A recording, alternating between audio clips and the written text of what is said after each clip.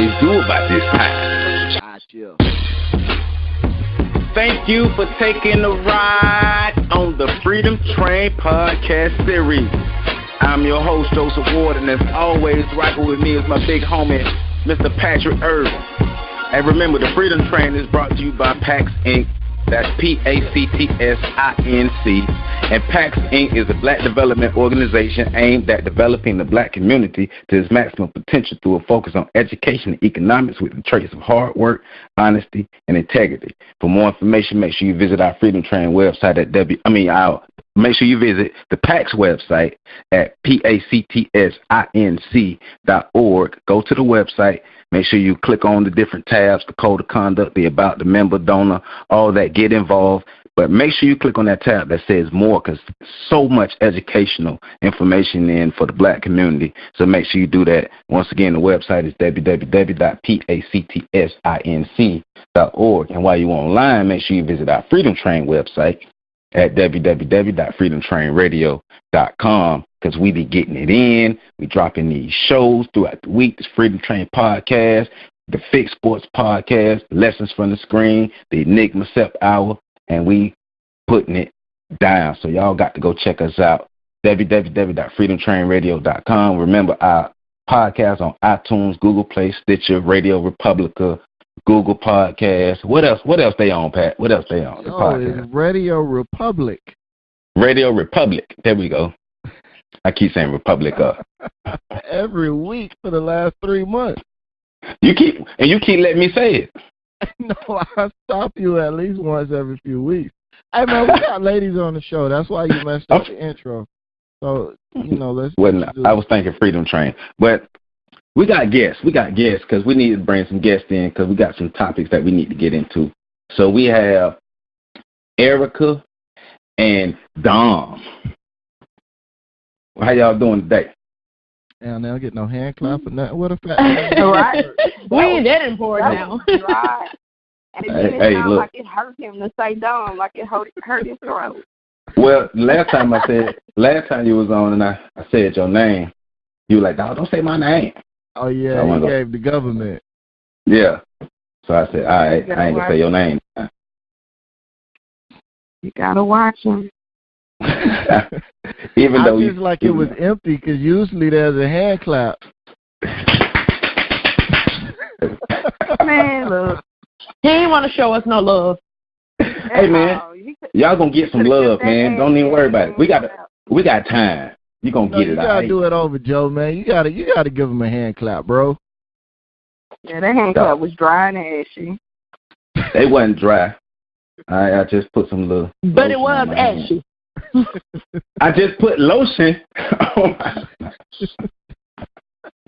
Hey, man, y'all wild, though. But appreciate y'all being on the show. You gonna give him a hand clap for real?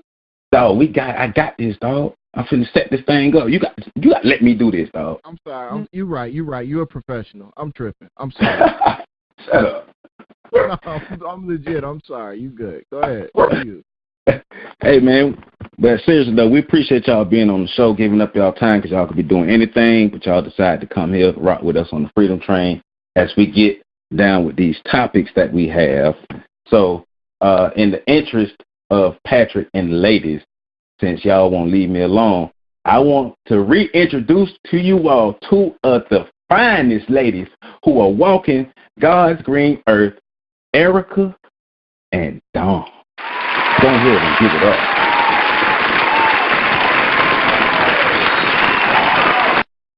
Bam, there we go, y'all. Now I feel like a celebrity. There you go. You said that Dom like you was pushing out a turd and you was constipated. Look, I'm a little gas. Like I ate Mexican today, so Mexican, MESCAN. Mexican, yeah, that's how we say it in Florida, Mexican. So is that who Trump building that wall for, the Mexicans? Nah, he building that for the Mexicans, not the Mexicans. Mexicans, they ain't going nowhere.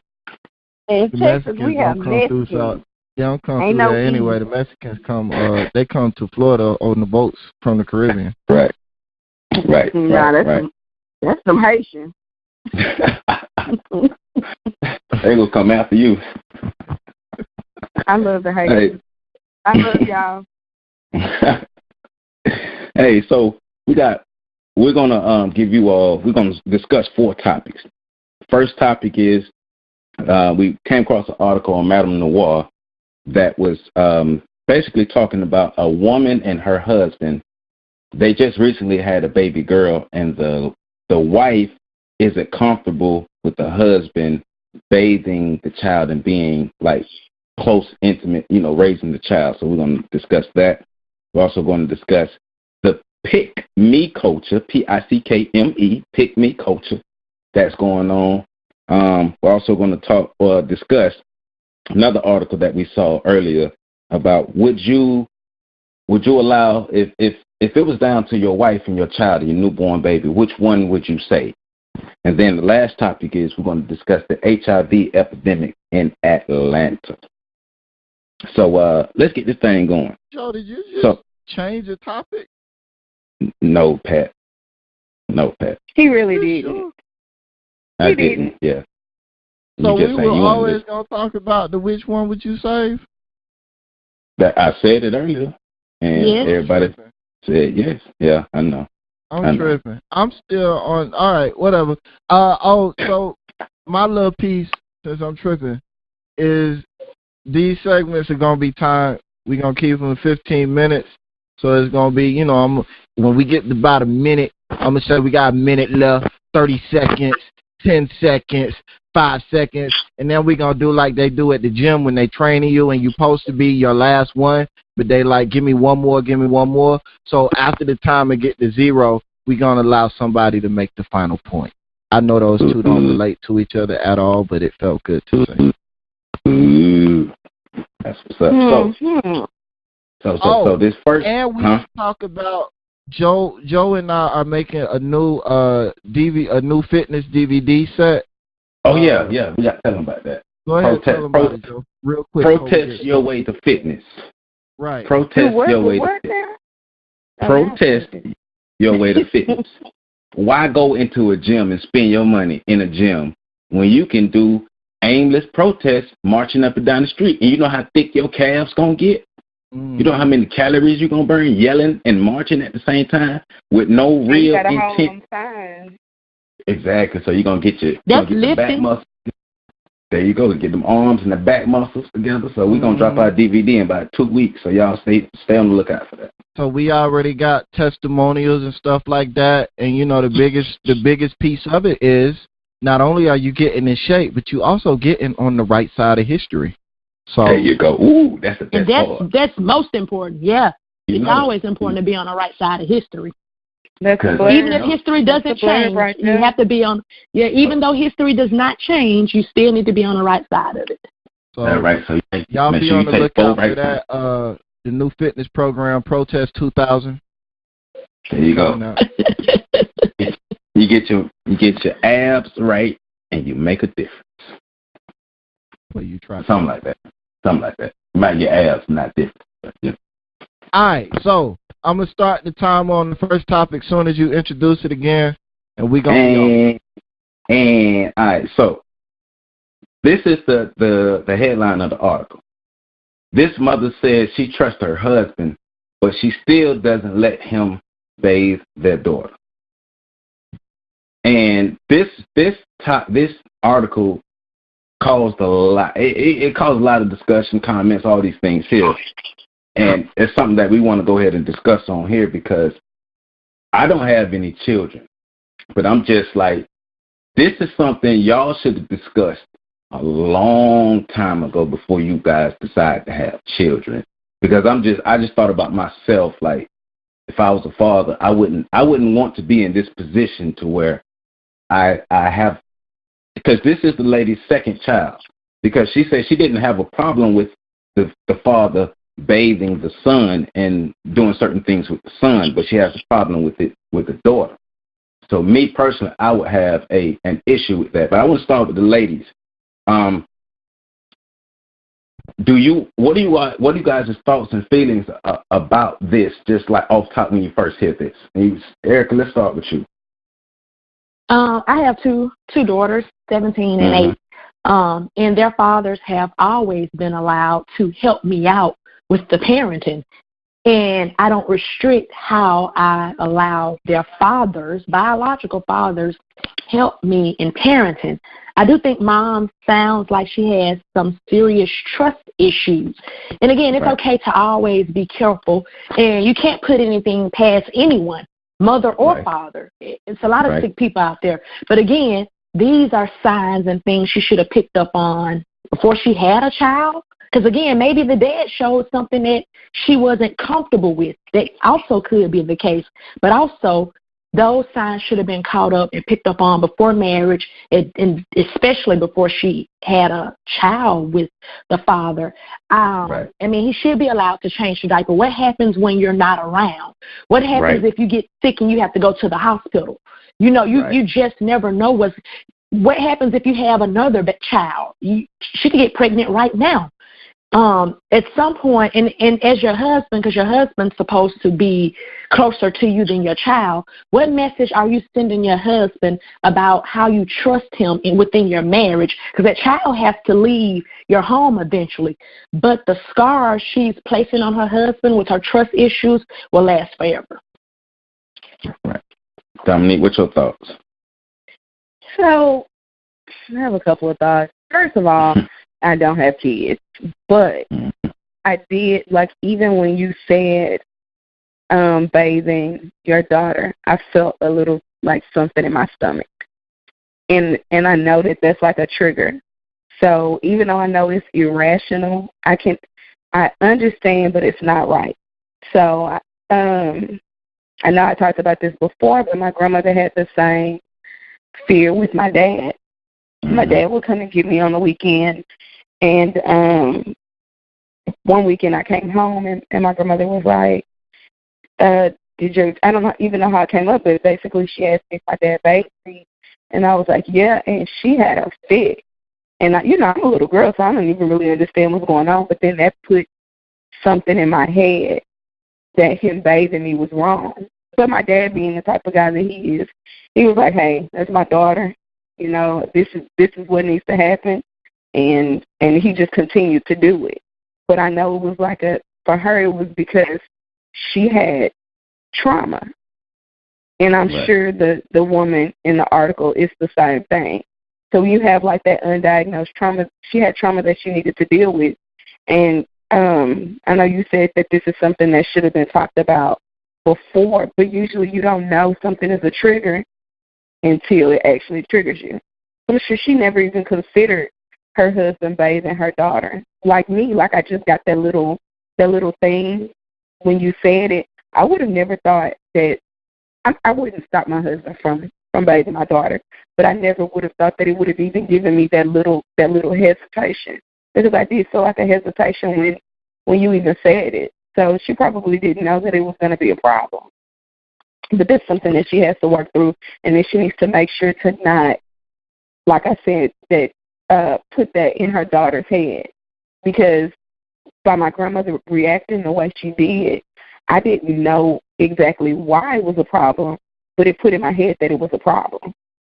So she needs to be careful of that, because she's just gonna pass that on, and she definitely needs to get that trauma taken care of. That's the stuff she needs to work out. And it has nothing to do with her husband. I'm sure she trusts her husband. Right. All right, Pat, as a father, if you were in this situation, what do you think your feelings and thoughts would be? Well, first of all, Joseph. Mm-hmm. As a father. Right, I said, well, I said you're a father. I would, and I'm trying to digest what both of the ladies just said, because Dominique presents an angle, like we talked about this before. Mm-hmm. When I first heard about this story, I'm like, yo, that's grounds for immediate divorce. Like, I can't be with you if you think I'm going to abuse my daughter, and you can't say you trust me if you think I'm going to abuse my daughter. Mm-hmm. So, those two things in my mind can't occupy the same space. But I do get the angle, and I agree with the angle of you don't know that something's a trigger until you're triggered. That's usually how you find out. I mean, that's even in terms of medicine and other fields. You know, if they're trying to figure out what allergies you have, they expose you to certain allergens and see if you have a reaction. The only way to figure out if something's a trigger is to trigger you. So I get that angle, but I still feel like that's a huge hurdle to jump. Like that's because not only do you feel like I am a potential sexual predator, sexual deviant child molester, but you believe that I would do that to my own child. And like I said in the post, I don't even know if I could be friends with somebody that thinks that about me, much less married to you, raising kids. Like, to me, it almost seems like it would be more beneficial as a father to raise the child separate from you. And I know that's a harsh stance to make, but I got to be worried about what types of how my interaction with my daughter will be impacted by your feelings about my interaction with my daughter. Like, how is that going to come across? How is it going to play? Children are very sensitive to energy. How are they going to pick that up? How are they going to read that? You might be doing your best to contain it, but it's there. So, you know, it's kind of like when a man and woman are married, but they hate each other, and they're trying to fake the funk for the kids. But the kids know they don't like each other. And it kind of just makes the whole house tense for no reason. So that type of undiagnosed trauma, like, she's got to get help. She's got to get help immediately. I still don't know that I could raise a child in that environment, though. I just don't know that I could be a proper father in that environment when I'm at odds with the mother like that. Like, now, am I allowed to change diapers? Am I allowed to be in the room with the child when you're not there? What about leaving the child home alone with me? What about all these other issues that might pop up? Yeah, that's true. How can I be a father in this situation? And, so for me, I would peace out, just being honest. No ill will. Baby, look, I know you got issues or whatnot, but I can't be with you right now. Maybe not divorce, but we definitely got to. You need help immediately. And so that's why I brought up, I'm sorry, that's why I brought up, like, she's parenting alone in most aspects, because as a parent and you're parenting together, how does one parent get to draw the line as to what we're going to do with this child? I think, again, and I've been sexually assaulted, I've been molested, I've been raped. So, again, even still, when I had kids with someone, we parented and we made decisions together. I never think as a mother I have more control or say-so over my child just because I'm mom.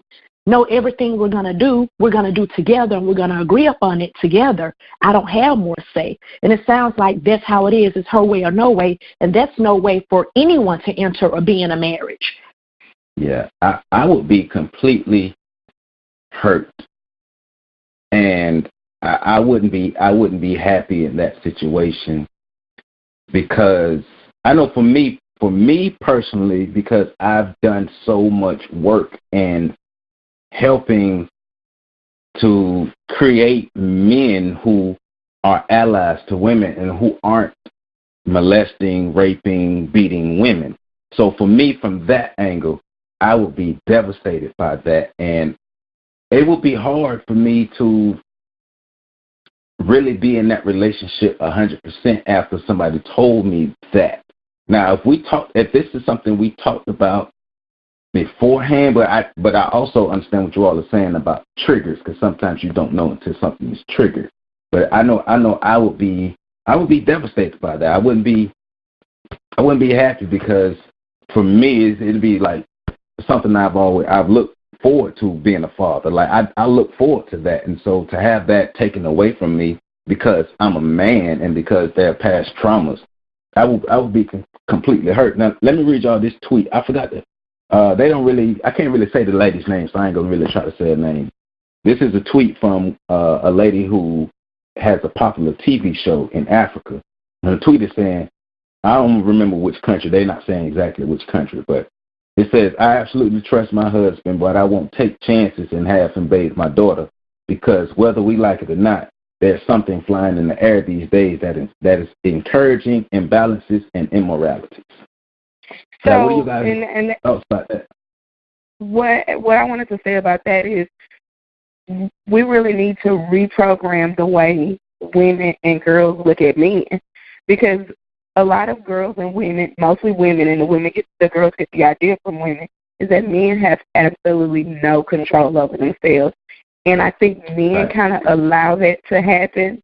They allow that narrative to be played because it absolves them from a lot of things. But there are a lot of women who believe that men cannot control themselves when it comes to sex. I've had a conversation with a 50-year-old woman who didn't even believe that men have types. She literally thinks that men will sleep with anything. So if you have like a generation of women that have this idea that anytime there's a vagina in the room, that a man cannot control himself, this type of thing is going to continue to happen. So until women start getting the idea that men have control over their sexual appetite, people are going to continue to think that girls aren't safe even with their own father. To me, I think that's where all this comes from. Even trauma aside, a lot of women just don't think that men can control themselves when there's a vagina in the room, even if that vagina belongs to his daughter, which is sad. Yeah, it's very sad. I hear that tweet as a man, and I'm just like, because I have my defensive reactions and impulses and stuff. So my first reaction is I've never heard something so full of shit in my life. To say that we're in a time or blah blah blah, to me that's the same. It's not the same argument, but it's the same type of misinformation and broken impressions that you get when a woman is raped, and first thing they say is, well, what she have on? It's that same type of it is the same thing. So for me, and I talked about this, shameless plug, insert here. I talked about this a little bit in my show, Lessons from the Screen, when I talked about rape culture in the man box and about what happened to me. And I agree with Dominique. There is this box, the man box. We like to think about how it affects men without thinking about how it affects women as well, because it does. If a man is believed to be somebody that'll fuck anything with a wet hole, then you're going to treat that man a certain type of way. And that also means that when a man comes along that doesn't act that way, you're going to treat him a certain way as well. And we're not looking at how we're analyzing these two narratives and these two competing ideas of what a man is. Like going back to my experience for just a moment, when I pushed back against what was happening to me, I was criticized and accused of being gay for not wanting to be raped. So, you think about what that does to men who now, when they're coming forward, now not only do you feel this pressure to sleep with anything that comes along, but now you feel almost embarrassed to not want to sleep with something. And that's why I get so mad when I see like the articles with the teachers who are the female teachers that are having sex with their male students, and when I see men comment, "Oh, he's fine. Trust me, he's not offended by this." It makes me mad because it leads to that narrative that boys and men can't be sexually assaulted, and it leads to the narrative that boys and men, as long as they're having sex, they're happy. It doesn't matter who it is. It doesn't matter who it's with. And that's true. I can't, and men can't control themselves sexually, which also leads to that broken narrative that, if a woman wear a mini skirt, she's gonna get raped. All of those things tie into that man box. But because this is because like what you all saying, that it's just how how did she exist with him? How did she end up in a sexual relationship or even married with him with those traumas? And what, I don't know exactly what her triggers are for her specifically, but it's just, did she have these ideas about men as a whole? Do you know how many men are laying next to women right now that have been raped and they have no idea? I know. They've been laying next to for 20, 30, 40 years. I know. That's 15 minutes, so everybody get to make their final point. Go ahead. Well, you start. Go ahead. Oh, so my final point is, look, women, folk, men can't control themselves, and if you disagree with that, then you're not ready to be in a relationship with a man. Go get help. Yeah. I would say both parties in a relationship, do your best to have real in-depth conversations about things over a plethora of topics so you can kind of get a good feel of what you're saying. Because like Dominique said, there are a lot of men who are in relationships with women and they have no idea what trauma they faced in the past. So you need to know that. Yeah, and I'm going to piggyback off of that. If you're in a relationship with somebody as a woman or even as a man, because men suffer from sexual assault also, and you don't feel comfortable enough letting that person know your past traumas, then that's probably not the person you should be with. You should not be embarrassed that you were violated sexually. It's not your fault. So there's definitely a conversation that needs to be had before you move to the next level, especially before you have children. So yeah, that's my final thought on that. Erica? And to finalize and stress, the key is communication, open up and talk, not just with your partner, but go seek professional help so that you could sort through whatever feelings you may be feeling. And even before sometimes you enter into a relationship, seek professional help about the issues you may be having. Whether you were sexually assaulted or not, if you're feeling any issues about the opposite sex that aren't normal, as far as whether they're sexual deviant or not, get some help. Right. And the key is the wee-wee. What? All right. So the second topic is the pick-me culture, the culture of people saying, hey, look at me, look at me, look at me. Now, I'm going to go to Dominique first on this because I know we've had conversations. Could you break down for folks who don't know, could you break down to them what pick-me culture is? So pick-me culture is basically women who, I would say, throw other women under the bus in order to get attention from men on even the most basic level. So it can be something as small as like the memes that people post on social media, who can put their real hair in a ponytail. And then you'll have 500 comments of women with selfies of their hair in a ponytail. Oh, I can put my hair in a ponytail, not like these bald-headed, weed-wearing bitches around here. My hair real. I don't wear makeup. I know how to cook and clean. It's that kind of thing where you're just reaching for attention. And like I've posted memes with the opposite just to kind of see, like where I'll say how many men know how to cook or how many men can do X, Y, Z, and it'll be maybe 5 comments where when a man poses those type of questions to women, especially black women, it's like, I mean, it's just comment after comment of them trying to get chose and then throwing other women who may not be like them under the bus. So that's pretty much what pick-me culture is. And it just hurts my soul. I remember reading this post. This girl was saying that she wakes up 5 o'clock every morning. That she would be willing to wake up 5 o'clock every morning to cook for her man, cook breakfast for him, like a hearty 3-course breakfast for him, to make sure that he has the energy to go throughout his day. And I was like, man, if you don't lay your ass down for 2 to 3 more hours, exactly, I'm not gonna be up that damn time waiting on you to I'm not gonna do that. Like, you don't have to be you. Excuse me, I'm sorry. I think what's most annoying about pick-me culture is most of the girls are lying. Not about the hair, because I mean you can tell if a bitch got hair she can put in a ponytail. But I'll get up at 5 o'clock in the morning, and I'm going to make sure my man have bacon, eggs, and pancakes every single day. And then I'm going to get dressed, and I'm going to go to work and work 13 hours a day. And then I'm going to come home, and I'm going to fix him a T-bone steak in my stilettos with my boy shorts on every single day. It's like, girl, no, you're not. No, you're not. Right. Like, what? Why you lying?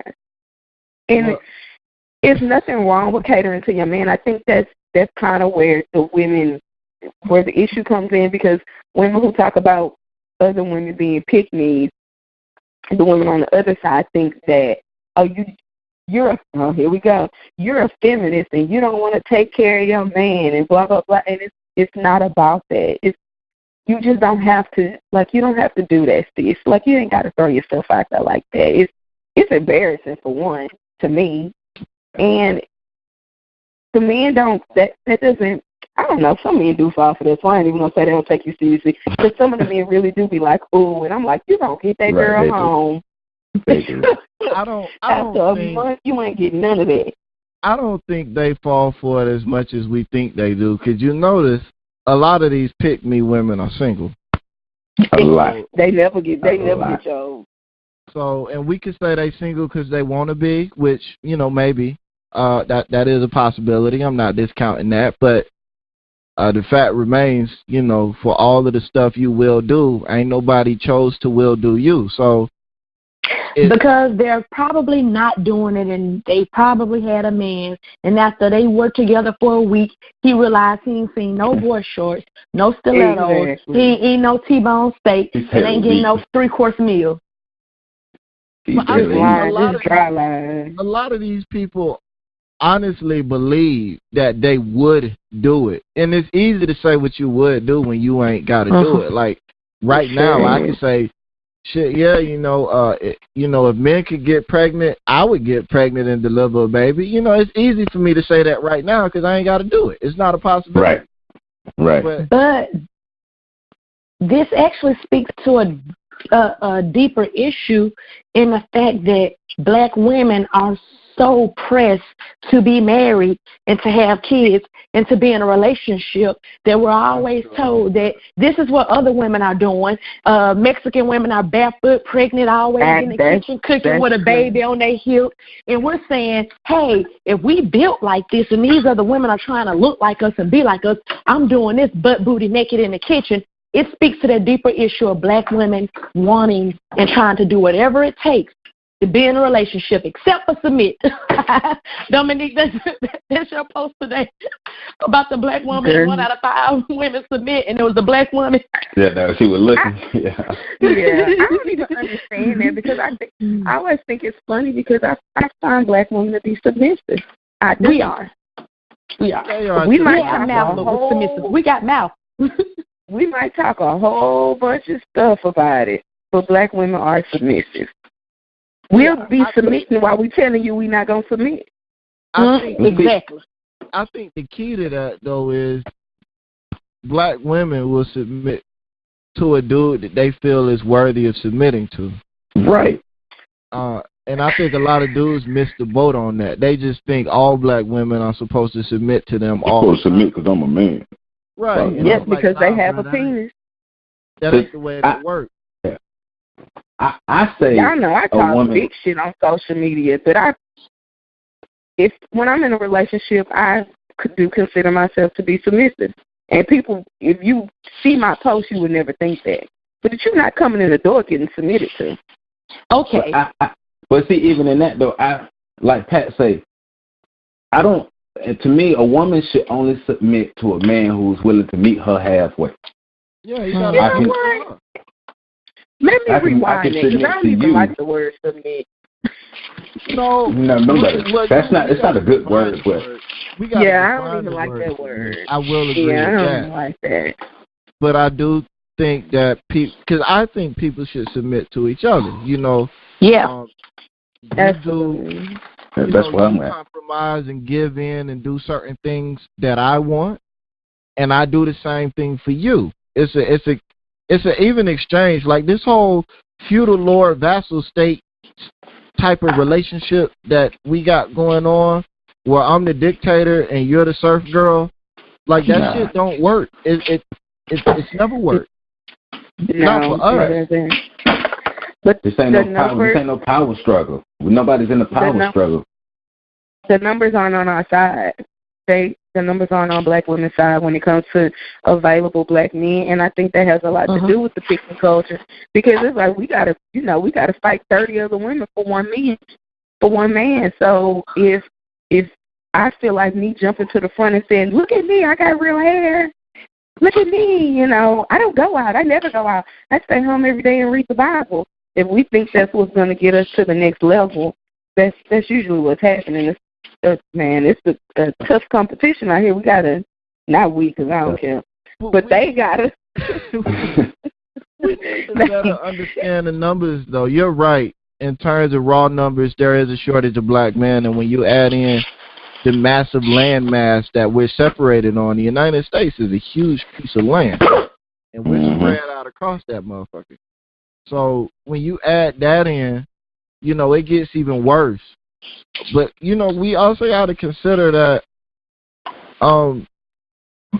everybody don't want everybody. And everybody, there are a lot of people out there that are content to be single, and there are a lot of men out there that aren't ready to be in a relationship with anybody, including themselves. So I'm sorry. Go ahead. Didn't I tell y'all, I know I told Joe and Patrick about a conversation I had with a very, very, very, very close friend of mine. Not going to say her name. Y'all know her. But I was telling her, we're talking on the phone. We're having our conversations, and I'm jokingly saying, because I always talk about how when I come home from work, I need a home-cooked meal. So I'm going to get me a man to be a house husband. I said, no, he can work at McDonald's, probably make about $1,500 a month. And if he take half of that $1,500 that he brings home and give half of that to me to help pay the bills, he'll still pocket it $750 after he helped me with the bill. $750 a month to play around with, that ain't nothing. My response was, well, after I pay all my bills, I don't have $750 a month to play around with, and I make more than $1,500 a month. I make more than that bi-weekly, right? So she was like, I'm just not dealing with a man that only has $750 to play with a month. I said, okay, let's keep it real, because he work at McDonald's, huh? She said, well, yeah, that's it. I said, well, my confidence in any man I'm with, if he working at McDonald's, I can make him the owner of a McDonald's. So we posted it in our dating group, and a lot of women were truthful and said it was them working at McDonald's thing that they didn't like. So, Patrick, you're going to correct me if I'm wrong, but this is what I told the women. You take 100 women and 100 men. Those 100 women going after the same 10 men. And y'all leaving 90 men out there to be free and roam, and then you mad at the 10 men because you done gave them 100 women to choose from, which is technically 10 women apiece. And then you think they playing games. But most women go after the same type of man. And then you get mad because y'all say they fuck boys and they this and they that. Then you become into a pick-me because you place yourself in an unnecessary competition that go after one of the 90s. That's at McDonald's. That may be working at Domino's. Hey, that pick me for me, somebody like me, that pick me culture is not attractive to me. I like real women. I like people who are not afraid to be themselves. Be you. Like, and that's the problem with you. Lose your manners. Exactly. Like for me, if my girl ain't down with farting around me, she ain't really cool with me like that. You know what I'm saying? I know some people like, I ain't farting around you, but that's just, I want my woman to be comfortable. I would never. I will never. I'm with Dominique on that one. I would never ever. Let that thing slip out one time. That's why I know you. If it slip out, it slip out, and I'm embarrassed. But even still, I don't lose my manners around people. I'm gonna walk out of the room. Because should nobody have to be subjected to smelling your crap. I don't understand that. I don't even do that around my girlfriend. I get what Joe's saying. He's not saying it's accountability. You should be walking around time I pull my finger. But right. It's you being comfortable with me. But if you shouldn't be like, oh my God, I just farted. Gee, or pooed it, or whatever the word is you're saying. Oh my God, I just gas just escaped my southern border. You know. You stupid. I would die. I do declare. I would die. I was engaged, and the guy I was dating, the guy I was engaged to, told me that I passed gas in my sleep, and I wanted to dig a hole, get in that hole, dig another hole, and get in that hole. I wanted to die 1,000 times. I just can't do it. But women who do that's fine. I'm gonna look at you like I'm gonna look at you and say good. Keep it moving. But dudes do want a woman that's, you know, you should not saying you again, not saying you should be pulling my finger, but if one slip out, you shouldn't be like, oh my God, what is he gonna think of me? Jesus Christ! I was just embarrassed. I was so embarrassed that he actually told me he was joking, and I know he wasn't. But I think he just said that because he knew I was mortified. He probably yeah. Because I remember the first time I told my wife that she put it in her sleep, farted. Well, I don't know what they call it nowadays. But anyway, that she let something out in her sleep, and I don't even think she slept in the bed the next day. I swear. But see, that's the thing that Pat and I are trying to communicate is you're a human. If you don't fart, you die. Like, you need to let that shit out. You're a human, so we understand that you are human. Once again, we don't want you to go around being gaseous clay or nothing like that. But we understand that you're a human. Hell, I fart, so it's okay. But you don't. But you don't have to go in the other direction or even in that pick-me direction to get somebody's attention. If you're a genuine person and I dig you because of you. I don't care about all that other stuff that you're trying to add. I like you because of who you are, your personality, and the things that you bring to the table. Damn that other stuff. You know what's interesting about the pick me thing? And I didn't even know about pick me nothing until Dominique brought it up, pointed it out to me on some posts that we was laughing at. Is, you know, like the last conversation we talked about the man box and how broken it is. This conversation, you know, we're talking about the woman box and how broken that is, you know, and how, you know, women feel like they got to be this type, carry themselves this way, do this, do that, to get a man. And even the type of man that they're envisioning themselves with, even that speaks to the woman box and what's available and what they see for themselves. So I like the way these two conversations tie in. Only reason I'm bringing it to a close like that is because we are at, give it a second, 15 minutes. You just wasted 3 of our seconds. Right. Well, everybody get to make their final point. Be yourself. That's mine. Don't be a desperate, thirsty bitch. Nobody likes that. Jesus Christ.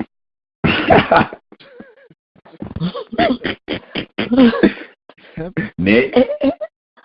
Patrick? I do declare. Bobby Brown is the king of R&B. Thank you. Shut up. Thank you. Thank live. Like Jamie Foxx said, rocks and blunt. Because Jamie Foxx a hater. That's why he don't really understand. No. What's your final thought, Erica? Love yourself, know yourself, and you don't have to go through all the extras. Just know yourself. Right, because if you love yourself and know yourself, then you can touch yourself. Yes. Then you can make your own self fart, huh? Yeah. You can touch yourself, make yourself shiver, then give yourself gas and pass out. Let's go. Yeah. Let's go, baby. There you go. Now Joe is All the king of R&B. Hey, I wasn't going to say nothing, but since you said it. Hey, Joe can sing, though. I liked his song, I Could Tell You Lying, because when you were crying, you stuttered. No, not that Joe. This Joe. But that Joe is even a better pick. Hey man, y'all gotta get off of Bobby like that. Bobby Brown. Joe was like the Kelly Rowland of R&B though. It's like he could sing and it was cool, but he just never really You know what I mean? Like, nobody just really cared about it. Hey, I love Kelly Rowe. I love her. So do I. So do I. But let's be honest. Kelly is gorgeous and she can sing. I got inside of people do not care about Kelly Rowe. She is beautiful and her voice is beautiful. But there is just enough for everybody. And I'm married, Kelly, so you did you buy her single? Did you download her single legally? I did actually. I bought her record that she had with the one that she had. She just dropped one like a week ago. Remix. The Troll. The Motivation. That was Motivation. That was in 2008. Yeah, I'm talking about it too. I still bang. Nah, it might not have been. It's been a long time now. But she had a single that just came out last week. Oh, I didn't know. I'm gonna go get it though, just so I could be true to myself. All right, next topic. Right. So the next topic is the article was a gentleman had to make the choice between saving the life of his child and saving the life of his wife. So Pat, we're gonna start with you on this one.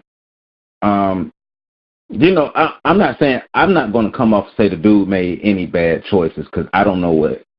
You know, I'm not him and all those things there, but if you were faced with this choice, what do you think you would do?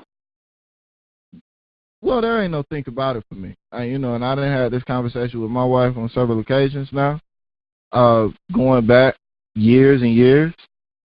If I got to choose between the life of my wife and the life of my child, I'm choosing the life of my wife. And that's just from a standpoint of, and it's not to say there's a right or wrong. You do what works for you. To me, it's not even like a debate. Like, you know, like let's get into it. It's just like this is what I would do for my family. That's what you would do for your family. But for me, we can create another child. As horrible as that might sound to a lot of people, it is the truth. We can create another child.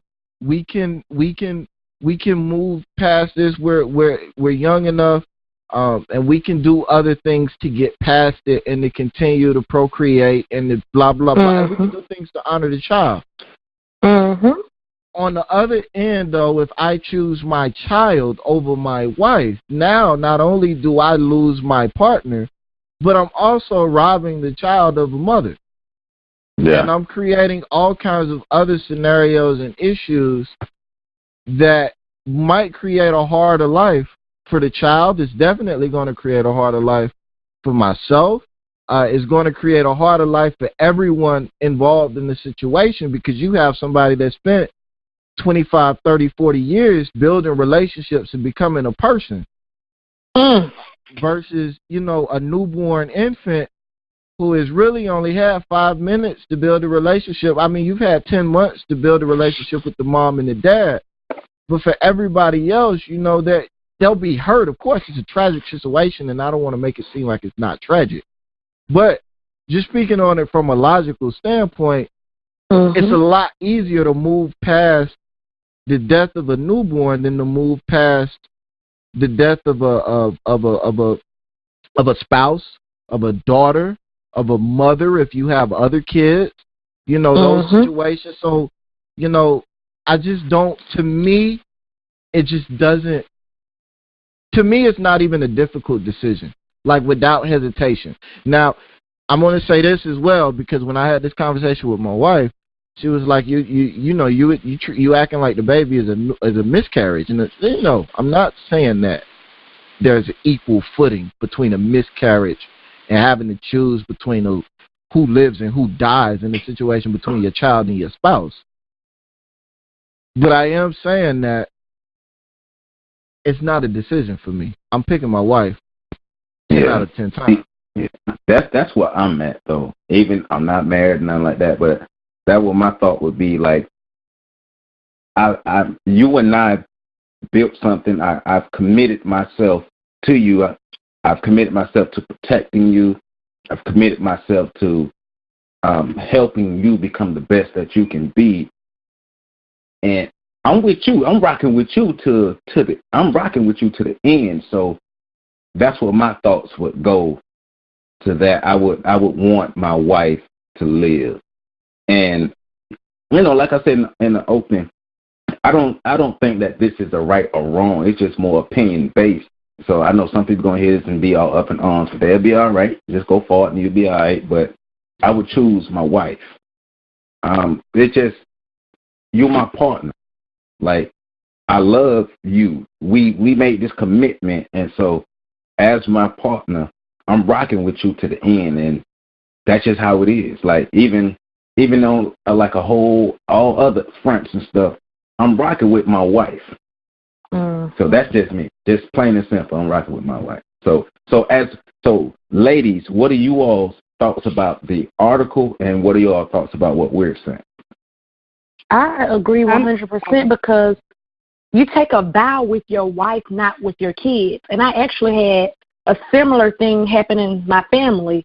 2 days ago, I mourned the death of one of my first cousins. She was diagnosed with cancer, got cured of the cancer, but she needed to take a pill every day for the rest of her life. She got pregnant. In order for the child to survive, she needed to not take that cancer pill.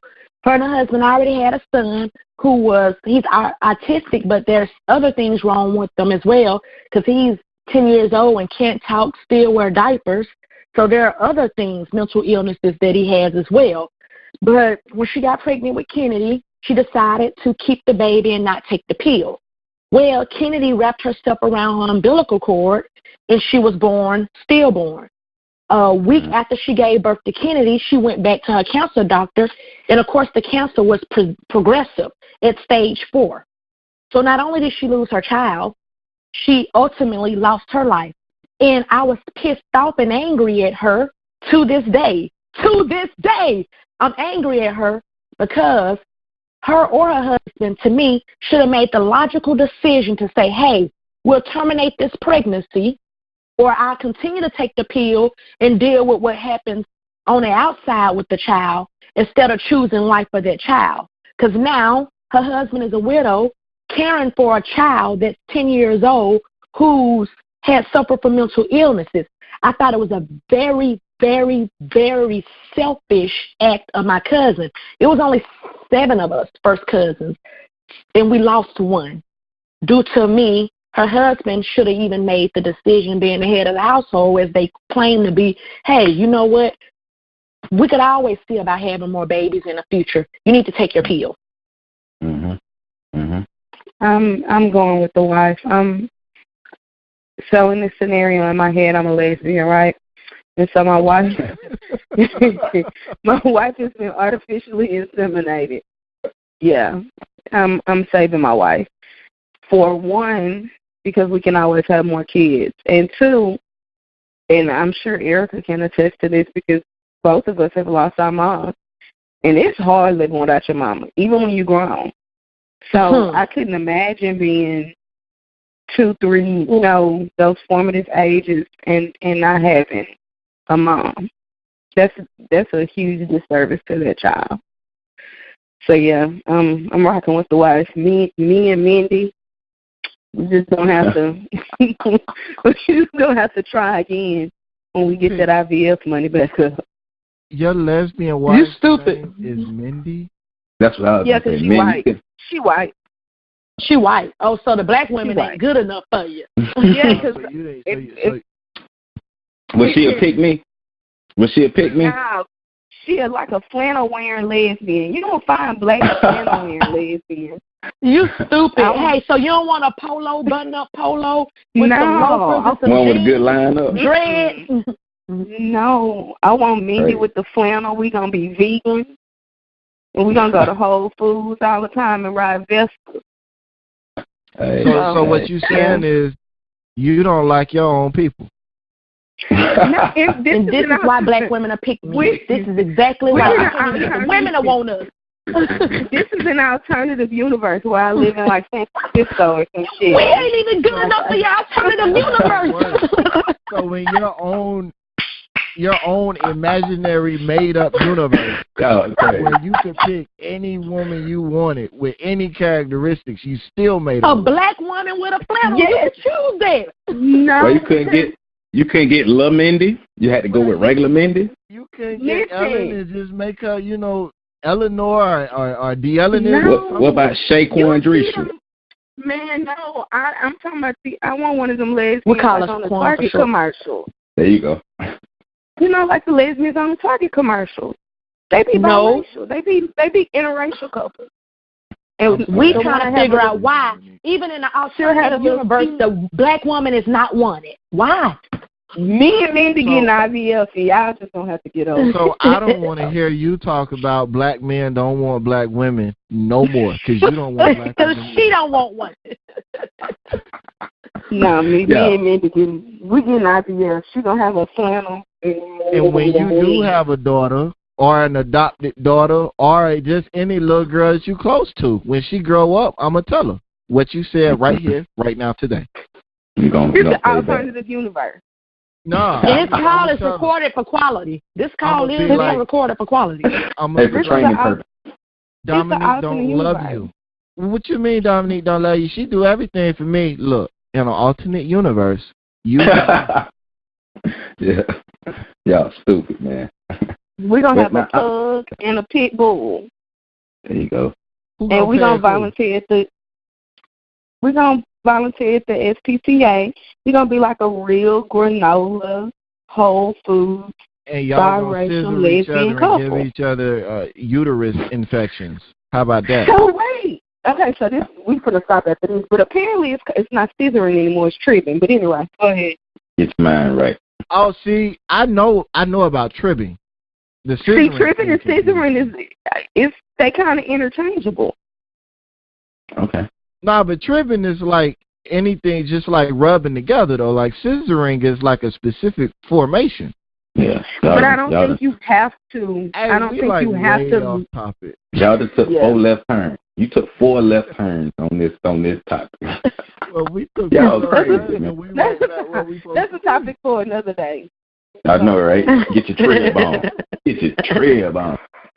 But I thought that was an interesting thing because once it got put on social media, it had its rounds. Now the thing I don't agree with this article is people who have backlash against the guy.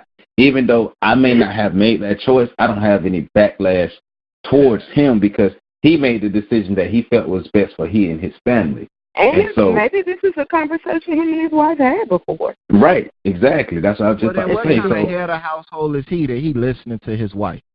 Okay. Right. So, Tell the truth, Patrick. All right.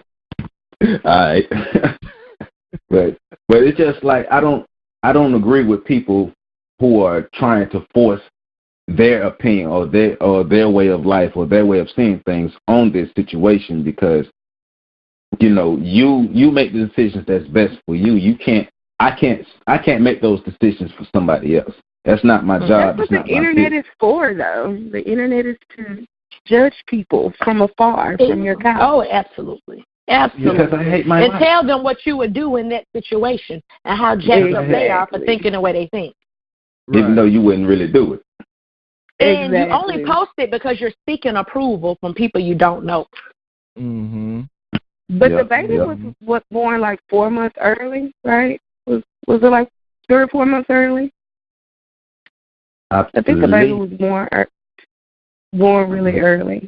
I'm going to be honest. I did what we call social media reading of the article. Yeah, me too. Yeah, the title. Yeah. Y'all stupid. He's talking about social media read.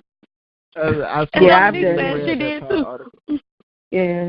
Because I feel like I hit like two lines of it, and I feel like I saw that the baby was born 3 or 4 months early. See, that's not real social media reading is you don't even click the article. You just read the headline and go. You read the headline and then become outraged. There you go. I can't believe it. But that's what people did with this. That's what people did with this article. Yeah, that's how clickbait was invented. We would just give them something just a little talk about to piss them off. Type out just Let me see what the hell they're talking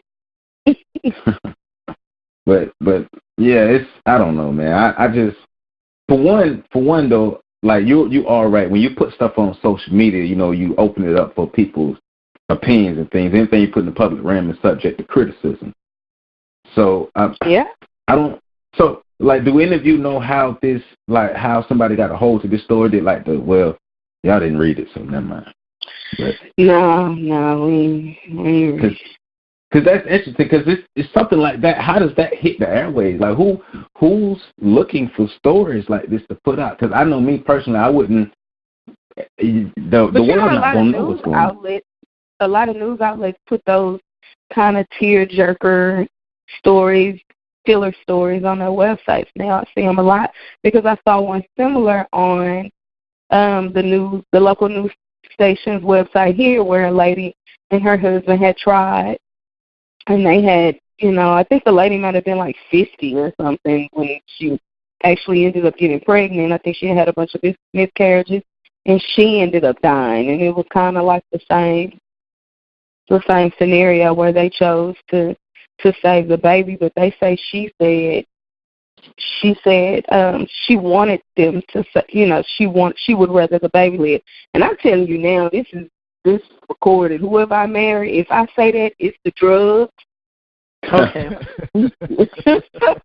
Okay. I'm rocking with my wife for as long as we can. I'm rocking with my wife. That's my partner. Because you ain't going on with them kids. You are not going with your kids. I don't know. Even though I'm not a Christian, but you take those vows for better or worse with your spouse, not with your kids. Like 15 minutes. I'm sorry. You can finish your point, Eric. Yeah, you can finish your point, Eric. Oh, I'm sorry. Look at me. For better or worse, to death do us part, and that's my closing statement. Damn. Yeah, I'm rocking with my wife. With that. My closing statement, I wish it was longer, but I agree with what Erica just said. But I'm rocking with my wife. We can make more kids. Yeah, I think we're all in agreement on that. And even what's your wife's name, Dominique? Mandy. Yeah, you and Mandy. That old hoe. She a white hoe. Mindy, She gonna be a gonna... young white hoe though. God damn. Yeah, Mindy. All right, so this last topic was talking about the CDC put out information that's saying that the HIV epidemic in Atlanta's HIV issue has reached epidemic proportions, and it's compared to third world countries. And according to the CDC, I'm gonna make sure I say that. According to the CDC, they're saying that there are currently more than 35,000 people in Atlanta with HIV. And so I was having a conversation with my coworker, because when we come across these articles, and I'm at work, because for those who may not know, I do HIV/AIDS prevention, counseling, and testing and training. That's my day job. And looking at that, for me, it doesn't surprise me. But one of the things that kind of hurts me is 5 years ago, 7 years ago, 10 years ago, people were predicting the trend to go this way. And I'm not sure what public health measures have truly been put in place in Georgia to kind of curb this. And then also, like I was saying to you all before we really started getting into it, is I know from what I've seen, from all the studying that I've been doing and all the research and things, when you put people who are positive and may not have had behavioral changes, and you put those people in one space, and then you put other people in that space, you're going to have more infections that are happening. Because one thing that I've seen is, for one, because most of these numbers are in the category of black men who have sex with men. So they're not really being taught how to have sex. They're not being taught how to have safe sex. And then it's just like the whole public health realm is not focusing on behavioral change, because now they come out with the PrEP drug. And yes, PrEP is cool, but PrEP was mainly designed by Gilead for HIV discordant couples. And for those who don't know, PrEP is pre-exposure prophylaxis. And you give that to to the partner who's not positive to help them not contract HIV. So I've done a lot of talking. What are you all thoughts about this article in the Atlanta epidemic, and what do you think we can do as Black people to kind of help curb this? Start with Erica. Start with you. Okay, sorry, I was on mute. Can I go after someone else? I'm sorry, because I was also eating. That's why I was on mute. What you eat? I'm sorry. A chicken sandwich. Go ahead. Kick it up, Dominique. What are your thoughts? Why are people not using? Not people, our people. Why are Black people not using condoms? Why? No, for real. Why? Why aren't? Why are Black people not using condoms? This could have been avoided, and I think that's what's so frustrating about it. It's like it's preventable. Why are we still not using condoms? Condoms are annoying, but they're a necessary evil, and right. I'd rather be annoyed than HIV positive. So I just don't understand how we have all of this information out here and people still aren't using condoms. Is it because we see people with HIV living longer and people aren't scared anymore? Or are people just careless? Because I don't even want to say it's just young people. I know a great deal of people over 30 who regularly do not use condoms. Hell, the celebrities don't use condoms. Clearly, Future keeps getting people pregnant. So keep letting him like that too. So I just don't understand why we just aren't wearing condoms. It ain't rocket science. Yeah. My question, I guess I will follow that up because I wasn't taught how to use condoms. They just told us to use condoms, but we wasn't taught how to use condoms. And like you said, people don't really like using condoms and things, but that still go back to a real behavioral change that's not happening. That's what I see one of the biggest issues is the behaviors. The behaviors are still continued because now with PrEP, you have PrEP, so people know that I can take PrEP or either PEP, and PEP is the post-exposure. So if I have, like last month, we had at least 6 people come in our office who, I had a questionable encounter, so I need this medicine. So people do see that HIV positives are living long, but now they have these different drugs out. So I feel like people are taking chances, but they're still uneducated, uninformed, and have bad sexual habits. Can I say, go ahead. Go ahead, Dominique. No, I was just going to say, if you're lazy enough to not, maybe that's not the right word. It probably is. If you're lazy enough to not put on a condom, why would you put the effort into going to get medicine? Convenient. Yeah. Wouldn't a condom be convenient? No. It would be, but not in their way of thinking. I think, and I made a post, I'm not sure if y'all remember months ago, that I said if I see one more post about men making these memes about dry vagina, I think all of it has to do with a lack of sex education, period, to the point where some men are lazy that they don't want to use a condom because they don't want to lose that feeling and that wetness, not realizing because a lot of them are so lazy, they're not trying to do what it takes to get the woman aroused properly so that when you do have on a condom, you don't miss the fact that she's wet. They just want to dive in. And some of them depend on the wetness of the rubber to take the fact that the woman's not all the way aroused. So I think if men across the board outside of porn got educated on the female's anatomy, the body, arousal of the female body, and not be ashamed thinking they always know what they're doing, it wouldn't matter the size of, because we say it's not the size of the ship, the motion in the ocean.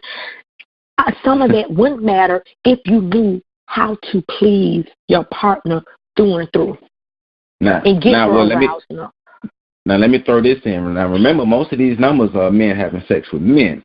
So what would your thoughts go to when you're talking about safe sex and stuff, when you're talking about men having sex with men? Wrap it up and don't sleep with women if that's what you're doing. Everybody should know what's going on. But wrap it up as far as that goes, because outside of them lubing it up anyway, I don't know if the booty hole gets wet. I don't think it does. Apparently it does. But It does. I don't know from what. It has some kind of secretion. Yeah, it does. I mean, how you think your big fat shits get out? because the crap be more. Good Lord. No, that's TMI. What are your thoughts, Pat?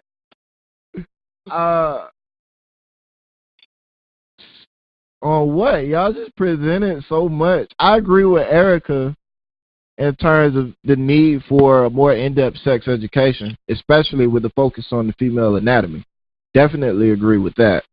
You know, because it's a lot of motherfuckers out here, men and women, because I meet a lot of women that don't even know what they, you know, I went through this period where I was showing women a vectored image of a vagina, and they didn't know what it was. And I showed them a vectored image of a clitoris. They didn't know what that was either. You know, I had one lady tell me, oh, that looked like a crown or a necklace of some kind. Well, yeah, I guess crown fits somewhat. So I agree with Erica in that, but I think black people got this thing going, and if you look at the numbers, a lot of this is young people, and young people just, they don't think that it can happen to them. They don't believe that they can get HIV. They don't believe that they can die. They don't believe that they can become paralyzed. They don't believe that any sort of negative thing can happen to them.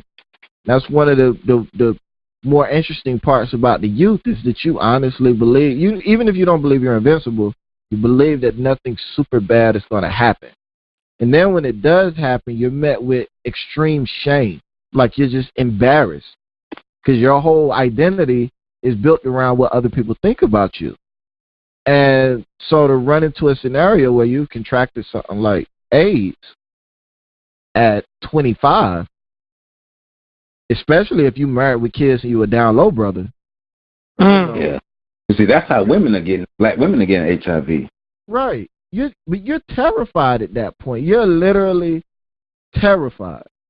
And so you're going to keep those things a secret, even though you know you shouldn't, even though you know your wife loves anal sex and because she's some sort of crazy super freak. And you know that by having anal sex with her, you're increasing your risk of transmitting to her.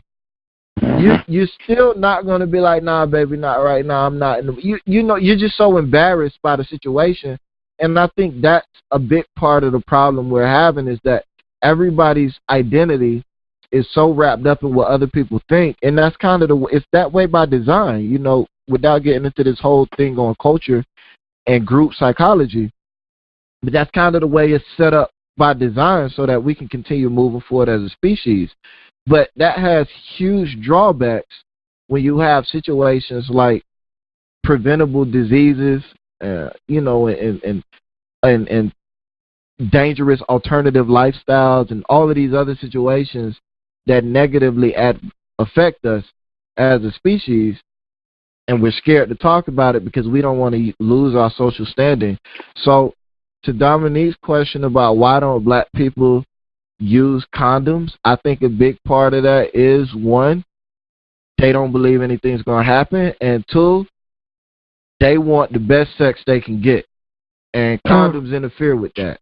They don't know how to, because stroking with a condom on is different from stroking without a condom. And half these motherfuckers don't even know how to stroke without a condom. So you throw a condom. Getting stroked with a condom on is different than getting stroked without a condom on. Oh yeah, everybody. That's huge.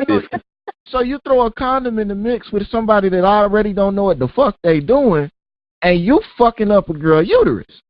You know, like you're just fucking up the whole experience. So I don't, you know, they don't want to do that. They don't think nothing's going to happen. So they do it. Then they get embarrassed. They get shamed. They don't want to tell nobody, but they still got sexual urges, and they have moments where they still want to do it. So, yeah, it's just a cycle in my opinion. Now, from my standpoint, I don't think black people are using condoms less than any other race. But I got numbers think that disagree with you. You got numbers that say what the numbers say. I don't know. I just felt like saying that. But like for example, like what threw us off one day. This Asian girl comes into our office in the morning to get the PEP pill, the post-exposure prophylaxis, because she had sex with this black dude, and we know exactly the dude she was having sex with, because when we was on campus doing testing one day, dude told us he was gonna get her, because this one dude, whenever we come up to campus and do testing, he hangs out around our mobile unit. So we knew who she had sex with, but the fact that, that was kind of an anomaly for us, because we mostly see black and white people. So to have this Asian girl come in for the PEP, it's like wow, this stuff, this is real. It's really cross cultural, but in concentrated areas, the numbers are just ballooning for black people, because black people, as far as cultural wise, when it comes to sex and all these things, we still very, very, very conservative, and things we don't want to talk about. And then, like, even the condom conversation, I put this dude from South Florida, I put him on the lifestyle non-latex condoms, because they're my favorite condoms, because you're gonna get your feeling in those condoms. But also going back, like what Erica was saying about sexual education and stuff, condom competency. People love the magnums, but don't know how the magnums dry out quick. So if you don't understand lubrication and turning people's on, but we still got to think about this in the context of men having sex with men, because that's where the bulk of these HIV numbers come from, especially in Atlanta, is men having sex with men. So all these sexual habits that we're talking about as far as male and female relationships, these same things are going on with male to male relationships.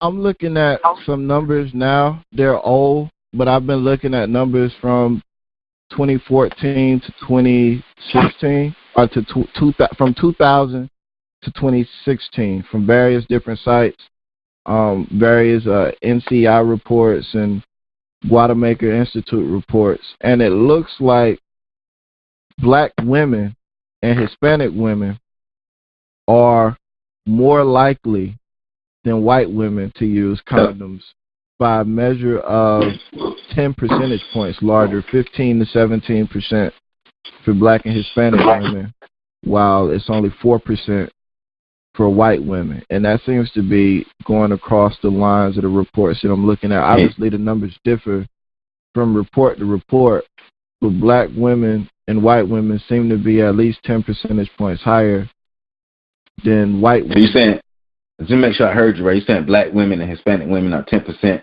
They had a 10% chance of more of using condoms or not using condoms. Yeah. They're using condoms at a rate of roughly 15 to 20%, while white women are less than 5%. Well, but, I mean, I can believe that, because white women. Go ahead. Yeah, white women, the narrative of HIV and AIDS is that black people got it from monkeys. We know that. So white people think I ain't black and I ain't screwing monkeys, I ain't going to get HIV. Now, I think it's because this is going to be, but I mean, whatever. Could it be that they're married more?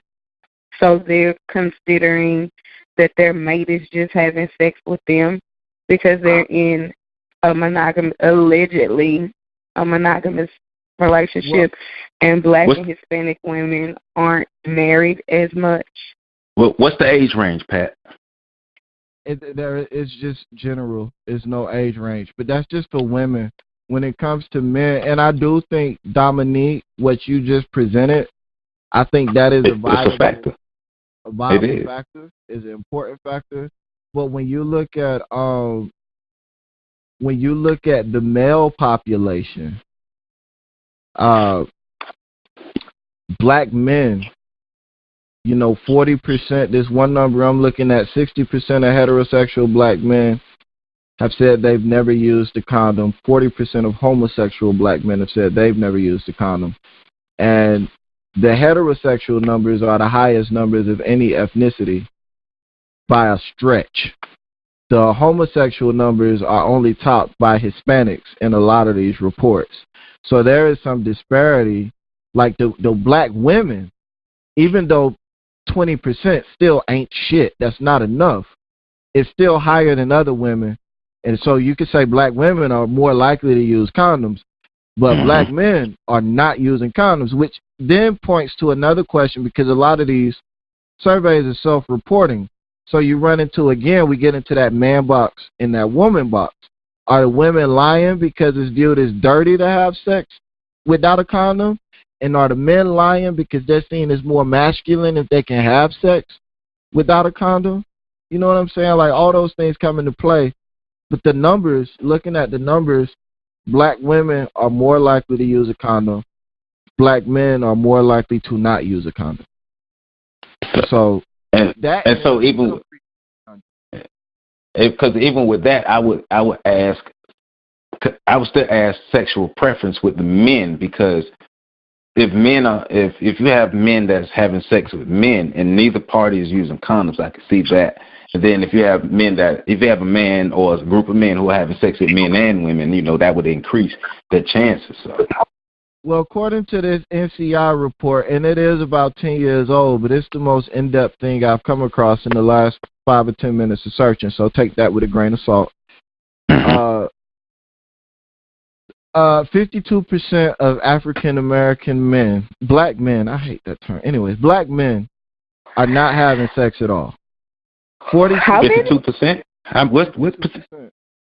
I believe that, what? Actually. I actually believe that.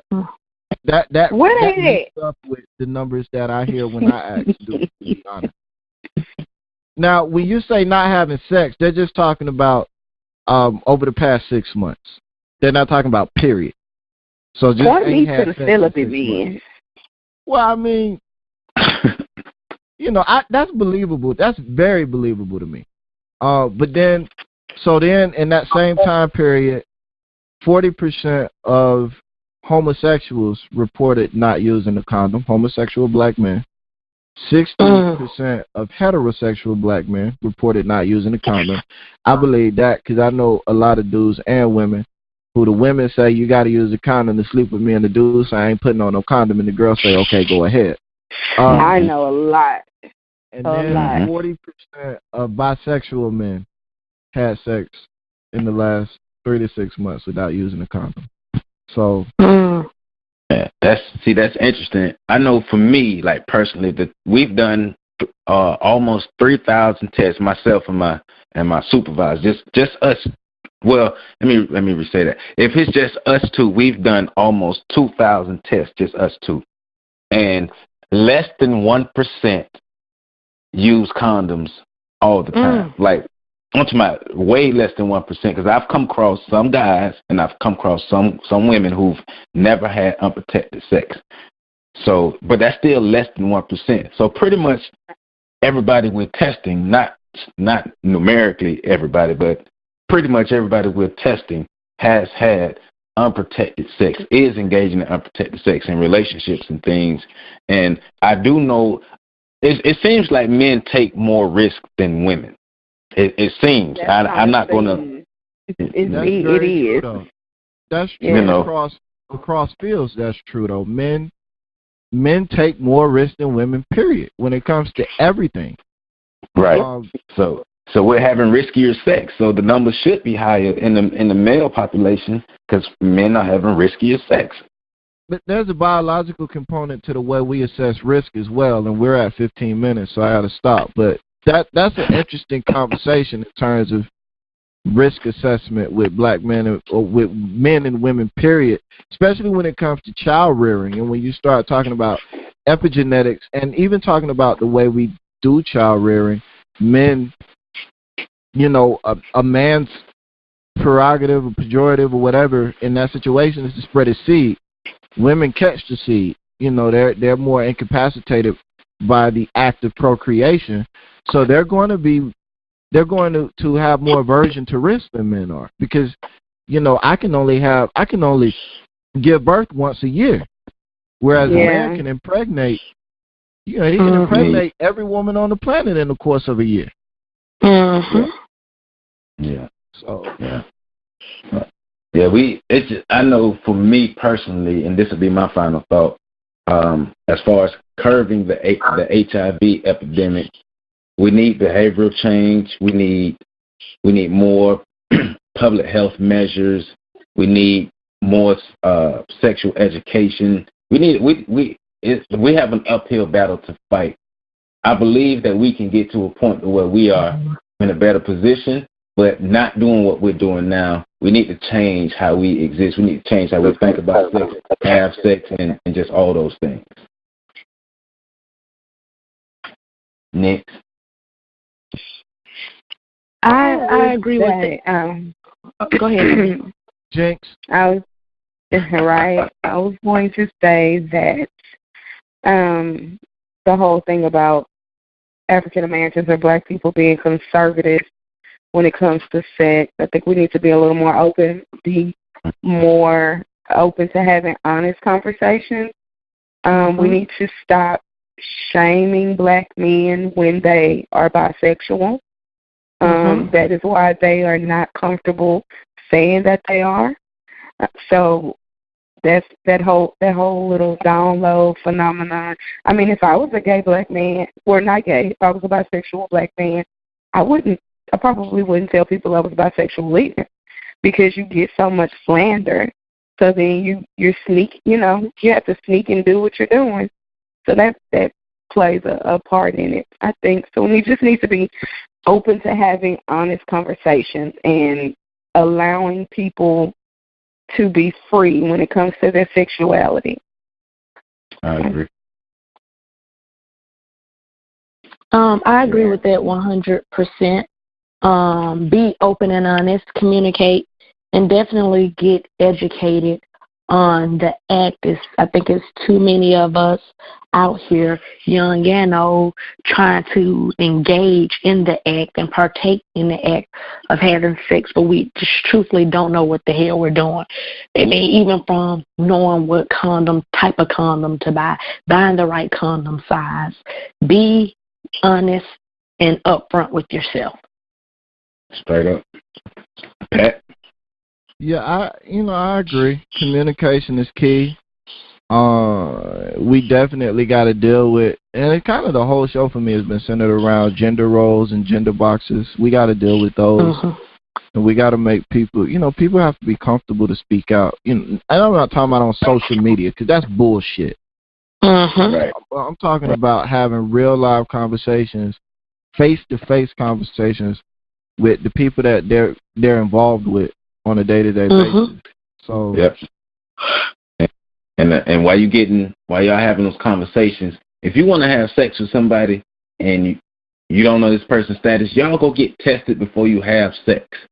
Go get tested so you can know what you're getting yourself into, and then you can if you still make the choice to have sex with the person who's positive, make sure you're educated enough to protect yourself. But we got to stop having sex with people and you don't know their status, and then you have an unprotected sex with those people. That's not helping especially the numbers. If you're the type of weak ass motherfucking woman, yes, I said it, fight me, don't at me, dog.